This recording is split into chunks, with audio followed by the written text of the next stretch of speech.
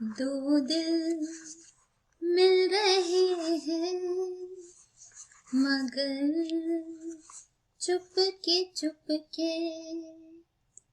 अब कोई अलग एंगल पे जाने की जरूरत नहीं है। आज दो दिल तो नहीं पर दो स्फीयर्स जरूर मिल रहे हैं। ठीक है, तो आज हम क्या पढ़ने वाले हैं कि अगर दो स्फीयर्स मिलते हैं, मतलब दोनों का अगर इंटरसेक्शन होता है तब क्या होगा। गेस करके देखो, सोच कर देखो कि अगर दो स्फीयर इंटरसेक्ट करेंगे, हमने प्रीवियसली क्या देखा था कि अगर एक स्फीयर और एक प्लेन इंटरसेक्ट करते हैं तो क्या होता है उनका इंटरसेक्शन, एक सर्कल बना था, राइट। अब ये सोचो कि अगर एक स्फीयर और दूसरा स्फीयर इंटरसेक्ट कर जाए तो उनका इंटरसेक्शन क्या होगा, थोड़ा सोच कर देखो। तो जिन्होंने गेस किया है कि वो एक प्लेन होगा वो बिल्कुल गलत है, प्लेन नहीं होता है। और क्या गेसिंग होगी आपकी, क्या एक पॉइंट हो सकता है, दो स्फीयर्स का इंटरसेक्शन एक पॉइंट होगा? बिल्कुल नहीं। तो क्या होगा, तो दो स्फीयर्स जब इंटरसेक्ट करते हैं तो उनका इंटरसेक्शन होता है एक सर्कल। अगेन फिर से सर्कल, जैसे एक प्लेन और एक स्फीयर का इंटरसेक्शन एक सर्कल होता है, वैसे ही अगर दो स्फीयर्स इंटरसेक्ट करते हैं तो उनका भी इंटरसेक्शन एक सर्कल ही होता है। As you can see in this figure, देखो दो स्फीयर्स अगर इंटरसेक्ट करते हैं तो उनका जो इंटरसेक्शन होगा वो एक सर्कल होगा। I hope it is clear, figure से अच्छे से समझ में आ रहा होगा। तो अब याद रखो अच्छे से कि अगर एक सर्कल का इक्वेशन आपको रिप्रेजेंट करना है तो उसके लिए कितने सारे तरीके हैं। हमने पहले देखा था, पहले तो एक normal general equation of circle हमारे पास होता ही है। फिर हमने प्रीवियसली क्या पढ़ा था प्रीवियस वीडियो में कि हम इक्वेशन ऑफ सर्कल को दो इक्वेशंस के साथ रिप्रेजेंट कर सकते हैं। कैसे दो इक्वेशंस, एक प्लेन और एक स्फीयर का। आज हमने क्या पढ़ा कि दो स्फीयर्स का भी इंटरसेक्शन एक सर्कल होता है। मतलब अब हमने एक नई चीज पढ़ ली है कि एक इक्वेशन ऑफ सर्कल को रिप्रेजेंट करने का एक और तरीका है, आप दो इक्वेशंस ऑफ स्फीयर्स को लिख कर दिखा सकते हो कि ये this is a equation of sphere, ठीक है, sorry equation of circle.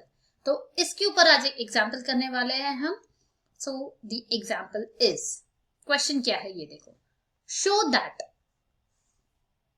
The sphere this, ये जो बड़ा सा इक्वेशन दिख रहा है ये स्फीयर का इक्वेशन है, आप सबको पता है, will cut the sphere this, एक दूसरा स्फीयर है वो उसको पहला वाला स्फीयर कट करेगा, ये हमें दिखाना है in a great circle.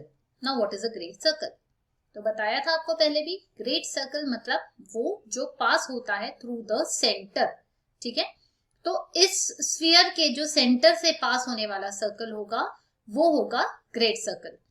If this is equal to this where r1 is the radius of the latter sphere. अब इसका मतलब क्या है पहले क्वेश्चन समझ लेते हैं। तो आपको ये दिखाना है कि ये जो स्फीयर है, सपोज इसको इक्वेशन नंबर 1 बोल दिया या वह स्फीयर 1 बोल दिया, तो ये दूसरे वाले स्फीयर को कट करेगा। ये हमारा सपोज ये है हमारा s, पहले वाले को हमने नाम दिया s, दूसरे वाले को नाम दे दिया s1। तो s1 s2 को कट करेगा इन अ ग्रेट सर्कल, मतलब, और उसके लिए कंडीशन क्या होगी, तभी कट करेगा जब दिस विल सेटिस्फाई, जब ये कंडीशन होगी, ठीक है। आगे बढ़ते हैं एग्जाम्पल की तरफ, कैसे इसको सॉल्व करना है। तो सबसे पहले कट करता है मतलब दोनों का इंटरसेक्शन हो रहा है, राइट। तो पहले तो नाम दे देते हैं, एक स्फीयर को पहले वाले को हमने नाम दे दिया s जो दिया हुआ था, दूसरे वाले को नाम दे दिया s1, ठीक है। Now the plane passing through the intersection of these spheres. अब आप बोलोगे कि मैम आपने तो बोला था कि इंटरसेक्शन ऑफ टू स्फीयर्स तो ये होता है सर्कल होता है, अभी आप बोल रहे हो plane passing through the intersection. तो बेटा सर्कल तो होता ही है, लेकिन उस सर्कल से पास होने वाला प्लेन हम उसका इक्वेशन ढूंढ रहे हैं। क्यों, क्योंकि वही हमें हेल्प करेगा इस कंडीशन को लाने के लिए, ठीक है। ये देखो इस फिगर में आपको समझ में आएगा, ये प्लेन दिख रहा है आपको, दिस इज अ प्लेन, ठीक है।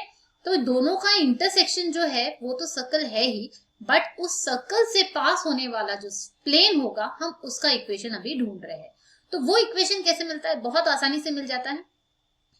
पहले वाले इक्वेशन ऑफ स्फीयर को दूसरे वाले से माइनस कर दो या दोनों को एक दूसरे से सब्ट्रैक्ट कर देंगे तो आपको क्या मिल जाएगा, this equation of sphere minus this equation of sphere will give you the plane passing through their intersection, ठीक है।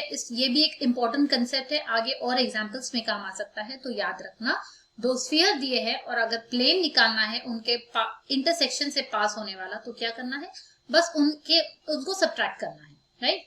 तो हम क्या करेंगे, s माइनस s1 निकालेंगे। s माइनस s1 से क्या हो जाएगा, ये सब्ट्रैक्ट करने के बाद ये टर्म्स तो कैंसिल हो जाएगी, x square y square z square, यहाँ पर क्या हो जाएगा 2x कॉमन निकलेगा, u minus u1, 2y common निकलेगा, v माइनस v1। वैसे ही ये सारी टर्म्स करने के बाद आपको मिलेगा this equation, see 2x u into u minus u1 plus 2y v minus v1 and so on. ठीक है, वेरी सिंपल। तो ये क्या मिला है हमें, दिस इक्वेशन नंबर 3 जो मैं बोल रही हूँ, it is the equation of the plane.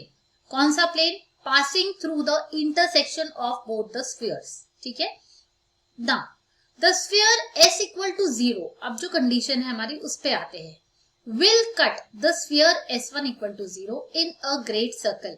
कब ग्रेट सर्कल में कट करता है, जब वो पास करेगा, if the plane 3 passes through the centre of the sphere. आपको बताया था जब वो सेंटर से पास करता है, दैट मीन्स ये जो इक्वेशन 3 है, अगर वो S1 के सेंटर से पास होता है तो हम बोलेंगे कि ये इसको ग्रेट सर्कल में काट रहा है। Sphere S is cutting sphere S1 in a great circle. ठीक है, तो उसके लिए पहले तो सेंटर ढूंढना पड़ेगा, what is the centre of S1, है ना। तो what will be the centre of S1, कैसे निकाला जाता है, आपको पता है, जो जनरल इक्वेशन होता है उसमें से minus u minus v minus w आपको देता है सेंटर, राइट। तो यहां से हम ढूंढेंगे इक्वेशन 2 से हम ढूंढेंगे what will be our centre. तो यहाँ तो क्लियरली दिख रहा है u1 v1 एंड w1, है ना। तो हम यहाँ पे लिखेंगे therefore centre of S1 is, क्या होगा centre, minus u1 minus v1 minus w1। ठीक है, अगर हमने इसके सेंटर को नाम दे दिया C1 और इस कंडीशन को सपोज मैंने नाम दे दिया A, तो अकॉर्डिंग टू कंडीशन A क्या होना चाहिए, C1 according to condition A क्या होना चाहिए, C1 must satisfy equation 3, must satisfy equation 3। क्यों, क्योंकि हम क्या बोल रहे हैं, कंडीशन क्या बोली हमने, कि वो S will cut sphere 1 will cut sphere 2, first sphere will cut sphere second sphere through the great circle only when it will pass through the center, and center की वैल्यू ये है, राइट। तो therefore ये जो C1 है इसने equation 3 को satisfy करना चाहिए। मतलब यहाँ पर हमने अगर ये वैल्यू पुट कर दी, x की जगह माइनस u1, v की जगह, y की जगह माइनस v1 एंड z की जगह माइनस w1, तो हमें कंडीशन मिल जाएगी। ठीक है, आगे सॉल्व करते हैं। सो ऑन सॉल्विंग दिस, मतलब इसकी वैल्यू पुट करने के बाद हमें क्या मिल रहा है, लेट अस सी। मैंने x की जगह यहाँ पर u1 डाला है, y की जगह v1 पे वैल्यू पुट की है एंड z की जगह w1 वैल्यू पुट की है, तो मुझे ये इक्वेशन मिला हुआ है।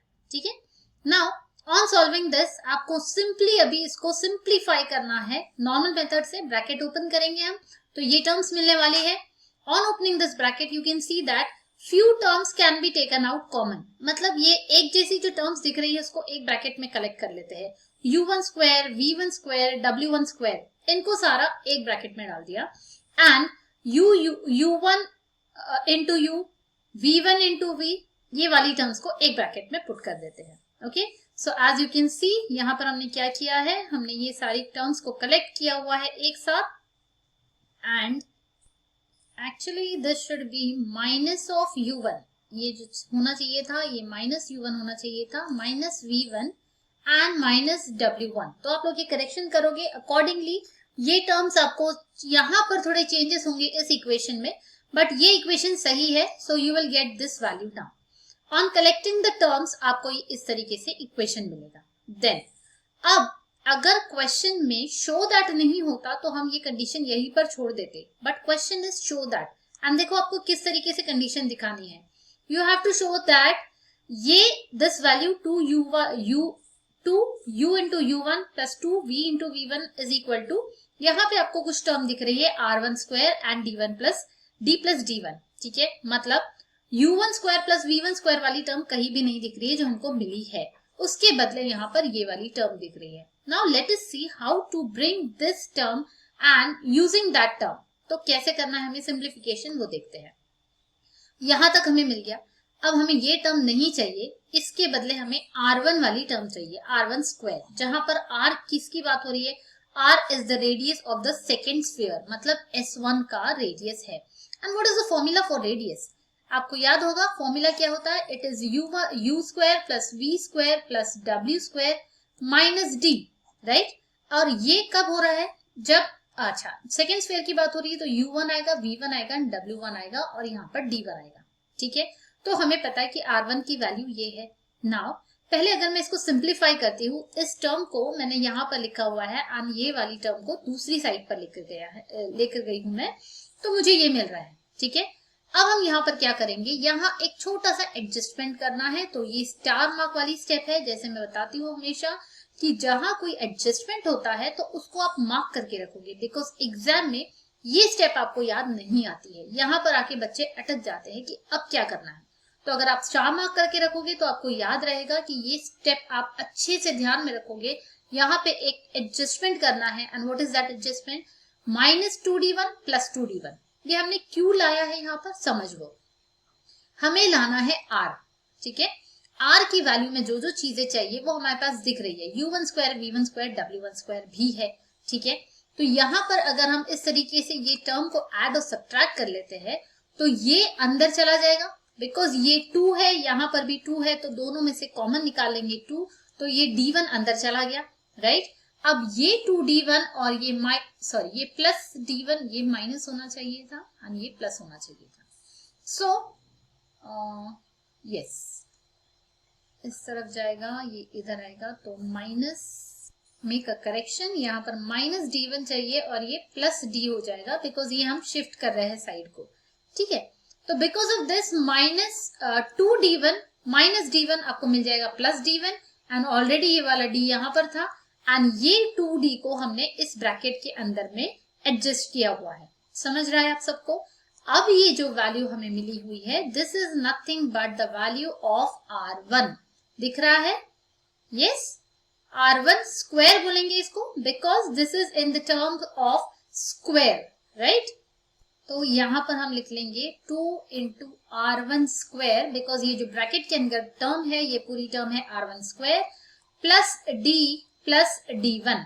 और जब भी आप कोई नई टर्म इंट्रोड्यूस करते हो, मतलब जैसे मैंने यहाँ पे भी r1 लिख दिया है, तो मेंशन करना बहुत जरूरी होता है कि r1 आप किसको बोल रहे हो। तो here you will write where r1 is equal to this, या तो अंडर रूट लिख लो या r1 स्क्वायर इक्वल टू, ये अंडर रूट हटा के आप लिख सकते हो। और ये r1 क्या है, it is the radius of s1, जो दूसरा वाला स्फीयर है उसका रेडियस है, ठीक है। Is it clear. अब चेक करते हैं, जो हमें चाहिए था वही मिला है क्या, हमें राइट हैंड साइड में चाहिए था twice r1 square plus d plus d1, और ये साइड तो हमें मिला ही हुआ है। So hence this is the required condition जो हमें चाहिए थी, ओके। सो आई होप ये एग्जाम्पल आपको समझ में आया होगा। अगर नहीं समझा है तो वीडियो को फिर से एक बार देख लो, आपको समझ में आ जाएगा। And if you are finding a difficulty, आपको ऐसा लग रहा है कि थोड़ा सा ये थोड़ा बहुत डिफिकल्ट लग रहा है, तो don't worry, you are in a normal state of mind. ये सभी बच्चों को थोड़ा डिफिकल्ट लगता है। सॉलिड ज्योमेट्री एक टॉपिक ऐसा है जो स्लाइटली डिफिकल्ट होता है, बट आई प्रॉमिस यू कि ये चैप्टर का जब तक एंड होगा ना, तब तक आपका इसके ऊपर अच्छा खासा होल्ड आ जाएगा, ठीक है। I will make it very much easy for you all, ठीक है। तो साथ साथ में प्रैक्टिस करते रहिए। मिलते हैं नेक्स्ट वीडियो में, और कमेंट करके जरूर बताना कैसा लगा वीडियो, और लाइक कर देना अगर पसंद आया होगा तो। मिलते हैं नेक्स्ट वीडियो में।